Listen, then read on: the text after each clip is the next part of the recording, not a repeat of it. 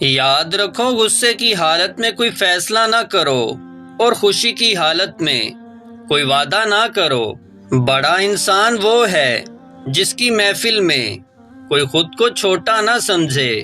جو آدمی دوسرے لوگوں کے عیب کی تلاش میں رہتا ہے، اللہ تعالیٰ اس کے عیب ظاہر کر دیتا ہے، اور جو آدمی صبر اختیار کرتا ہے وہ کامیابی پاتا ہے۔ جو جلد بازی کرتا ہے وہ ٹھوکر کھاتا ہے۔ جو آدمی لوگوں کے حالات دیکھ کر عبرت پذیر نہیں ہوتا، اللہ تعالیٰ اس کے حالات سے اور لوگوں کو عبرت دلاتا ہے۔ جو آدمی اللہ تعالیٰ کی بارگاہ میں عزت پا لیتا ہے، اسے کوئی غالب سے غالب بھی ذلیل و رسوا نہیں کر سکتا۔ جو آدمی اپنی قدر آپ نہیں جانتا تو کوئی دوسرا آدمی بھی اس کی قدر نہیں پہچانتا۔ دنیا داروں کی صحبت سے پرہیز کر، کیونکہ اگر تنگ دست ہوگا تو تجھے حقیر سمجھیں گے، اور اگر زیادہ مالدار ہوگا تو تجھ سے حسد کریں گے۔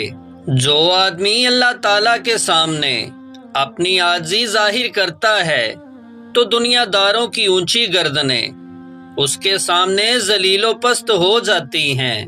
ناظرین، کوئی تمہارا دل دکھائے تو ناراض مت ہونا، کیونکہ قدرت کا قانون ہے، جس درخت کا پھل زیادہ میٹھا ہوتا ہے لوگ پتھر بھی اسی کو مارتے ہیں۔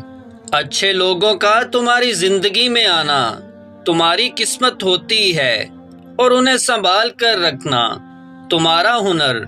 ناظرین، کبھی اپنی زبان سے کسی کے عیب بیان نہ کرو، کیونکہ عیب تم میں بھی ہیں اور زبان لوگوں کی بھی ہے۔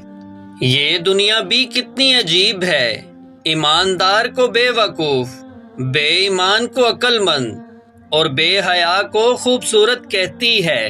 ناظرین، جب کوئی شخص اپنے غم کو اس حال میں بیان کرے کہ وہ مسکرا رہا ہو، تو اس بات کا یقین کر لو کہ وہ اندر سے 1000 بار مر چکا ہے۔ زندگی کے سفر میں ان لوگوں پر توجہ نہ دیں جو آپ کے راستے میں کھڑے تھے، بلکہ ان لوگوں کا سوچیں جو ہر مقام پر آپ کے ساتھ کھڑے تھے۔ کسی نے مولانا جلال الدین رومی سے پوچھا، دنیا کیا ہے؟